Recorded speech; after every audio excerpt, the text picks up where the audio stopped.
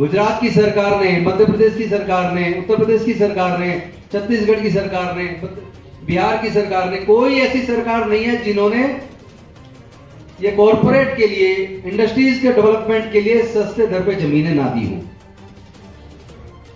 तो जब सस्ते दर पे आपको जमीनें मिली, एक तरफ तो आपको जमीनें सरकार के द्वारा सरकारी मदद से सस्ते दर पे मिल गई, और मिलने के बाद जो इंडस्ट्री आपने खड़ी की, उस इंडस्ट्री के लिए सरकारी मदद से बैंकों से आपने लोन लिया। बैंकों के अंदर पैसा हमारा सबका है, जमीन सरकार से ले ली, पैसा हम सबका खर्च हुआ, देश की जनता का खर्च हुआ, इंडस्ट्री के मालिक आप बन गए। आपके नाम से पता लग जाएगा आप कौन है, तो आपका सिलेक्शन 90% 95% तो होने वाला नहीं है। तीसरा कारण यह सर्वोच्च न्यायालय की जजमेंट है, जो सरकार से जमीन लेके जिन लोगों ने एजुकेशनल इंस्टीट्यूशन खोले, स्कूल्स के अंदर 25% रिजर्वेशन उसमें ईडब्ल्यूएस और डीजी कैटेगरी को दिया है। तो देश के जितने इकोनॉमिक जोन है बने हैं, सेस जो बना है, उसमें जो जमीनें एक्वायर किसानों की करके और वहां उनको सस्ते दाम पे बड़े बड़े कॉर्पोरेट को दी गई है, इंडस्ट्रीज बन गई वहां। अब इंडस्ट्रीज बन गई सस्ते दाम पे सरकार से जमीन लेके, तो जो तर्क सुप्रीम कोर्ट के जजमेंट का वहां लागू होता है कि प्राइवेट स्कूलों के अंदर भी 25% ईडब्ल्यूएस और डीजी कैटेगरी के बच्चों को एडमिशन मुफ्त में उनकी पढ़ाई होनी चाहिए, तो वही तक यहां भी लागू होता है। आपको जमीनें मिली है, गुजरात की सरकार ने, मध्य प्रदेश की सरकार ने, उत्तर प्रदेश की सरकार ने, छत्तीसगढ़ की सरकार ने, बिहार की सरकार ने, कोई ऐसी सरकार नहीं है जिन्होंने ये कॉरपोरेट के लिए, इंडस्ट्रीज के डेवलपमेंट के लिए सस्ते दर पे जमीनें ना दी हो।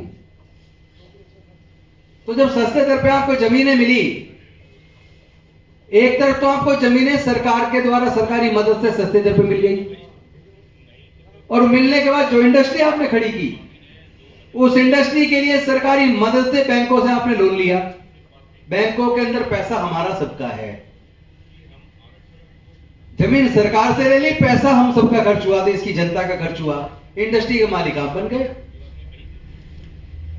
तो जब आप सरकार की मदद ले रहे हैं, बैंक से लोन ले रहे हैं, बैंक से लोन लेकर इंडस्ट्री खड़ी कर रहे हैं, तो ये भी एक मजबूत तर्क है, आपको उसमें रिजर्वेशन पॉलिसी लागू करनी चाहिए।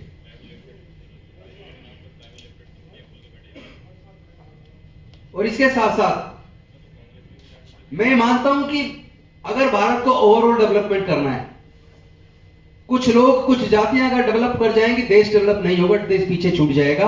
क्योंकि देश के अंदर अभी भी 88% SC, ST, OBC and minorities के लोग हैं, और उन 88% में भी, यानी पूरे देश की पॉपुलेशन में अगर आप देखेंगे तो 80% गरीब है। देश की सरकारों ने साजिश के तहत एजुकेशन को इतना महंगा कर दिया कि हायर एजुकेशन में SC, ST की अगर बात करूं तो 99%, मैं ऑन रिकॉर्ड कह रहा हूं, आप डाटा चेक कर सकते हैं, आप तो सरकारी डाटा से पढ़ रहे थे भी, मैं बिना डाटा के बता रहा हूं आपको। देश में लगभग 4.5 करोड़ सरकारी नौकरियां हैं, सेंट्रल गवर्नमेंट और स्टेट गवर्नमेंट की मिला के। तो अगर पूरे इंडिया का अलग अलग स्टेट का और सेंटर का स्टडी कर लीजिए, मैं तो मंत्री रहा हूं तो मुझे मालूम है, कोई विभाग चल रहा है 22% पे, कोई विभाग चल रहा है 32% स्टाफ पे, कोई चल रहा है 25% स्टाफ पे, कोई चल रहा है 40% स्टाफ पे, कोई चल रहा है 45% स्टाफ पे। हाईएस्ट जो है ना 62% एक विभाग में कर्मचारी है, जो हाईएस्ट जहां भर्ती हो चुकी है वहां पे भी 38% पोस्ट खाली है। यानी अगर इसकी एवरेज भी निकाले तो 50% सीट तो खाली है। यानी 4.5 करोड़ में से 2.25 करोड़ केवल सरकारी नौकरी में लोग हैं पूरे देश के अंदर, केंद्र सरकार, राज्य सरकार सब मिला के। 2.25 करोड़ में SC, ST की जनसंख्या ही अपना 45 करोड़ है। 2.25 करोड़ में उनकी रिजर्वेशन लगा लो, 22.5% कितना हो गया, 45 और कुछ और लगा लो, 47-48%, वो 47-48 लाख लोग केवल सरकारी नौकरी में आ सकते हैं। 45 करोड़ की जनसंख्या में से 47-48 लाख लोग सरकारी नौकरी में आ भी जाए, तब भी 44 करोड़ और लगभग 55 लाख बेरोजगार रह जाएंगे।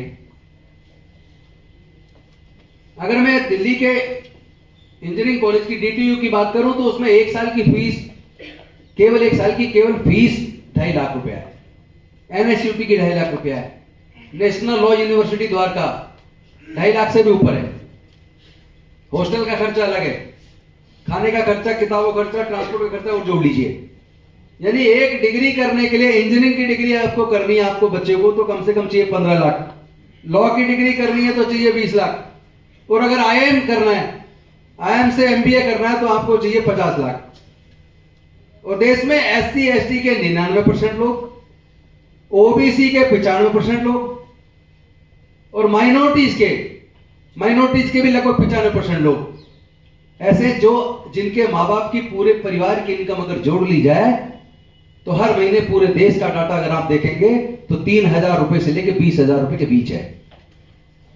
तो जिनके पूरे परिवार की इनकम 3,000 रुपए से 20,000 के बीच है, क्या उनके बच्चे इतनी बड़ी डिग्री लेने के लिए खर्चा उठा सकते हैं उनके माँ बाप? क्या एक तरीके से सरकारों ने साजिश करके पढ़ाई छीन ली।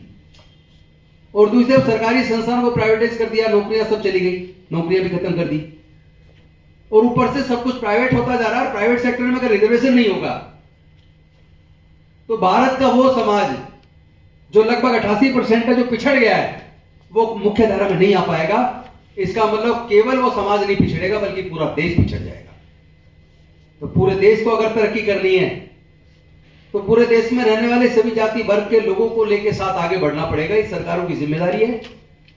और अफर्मेटिव एक्शन हुए तो कुछ लोग आगे निकल के आए। तो देश को अगर तरक्की करनी है तो मैं समझता हूं प्राइवेट सेक्टर के अंदर रिजर्वेशन लागू होना चाहिए, तभी देश आगे बढ़ेगा। और स्ट्रॉन्ग लॉजिक है उसके पीछे, कोई एहसान नहीं कर रहे हैं वो। जितने देश के अंदर बड़े अमीर लोग हैं, सरकारी ठेके मिलते हैं उनको। और आपको तो शायद बहुत लोगों को शायद ना पता हो, मैंने तो गवर्नमेंट में रह के देख लिया, जो टेंडर बनता है, टेंडर की जो डिस्क्रिप्शंस बनती हैं, उसमें जानबूझ के ऐसी टर्म कंडीशन डाल दी जाती है नया आदमी आ ही ना पाए। कभी नया आदमी ठेकेदारी में आ ही नहीं सकता। उसमें पहले एक सीमा डाल देते हैं कि कम से कम उसका 1 साल का टर्नओवर 50 लाख हो। अब जो न्यू कमर नया काम शुरू करने वाला है, 50 लाख का कहां से दिखाएगा कि उसने 50 लाख का 1 साल का टर्नओवर है? तो डे 1 ही बाहर हो गया, अप्लाई नहीं कर सकता। यानी सरकारी स्तर पे साजिश चल रही है कि कुछ ही लोग को बढ़ाना है। तो जब कुछ ही लोग को बढ़ाना है तो सब कुछ प्राइवेटाइज हो जाएगा, तो हमारे तो सब लोग पिछड़ जाएंगे।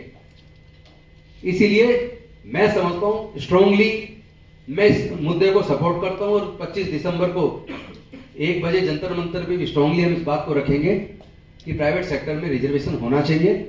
बाकी हमारे और विद्वान साथी हैं वो रखेंगे। और मैं केवल 15-20 मिनट रुक पाऊंगा क्योंकि मेरी मीटिंग सावा डेरी 4 बजे है। मैं बेशक आधा घंटे वहां लेट पहुंचाऊंगा, तब तक मैं यहाँ बैठूंगा। शुक्रिया। जय हिंद, नमो बुद्धाय, जय भारत।